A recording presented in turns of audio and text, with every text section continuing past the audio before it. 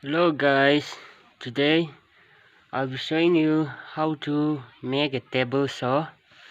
So before that, if you like my video, please like and subscribe.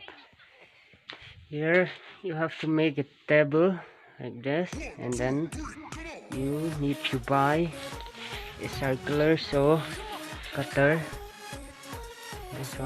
This is a Boda company. It in Manipur, that I said, in Manipur, in the market it costs around 6,000 plus something.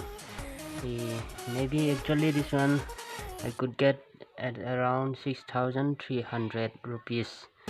So you have to buy this one and then make a table, and then below the table you have to fix it up, and then you will need a socket for connecting, and this is the power supply, and then this is on.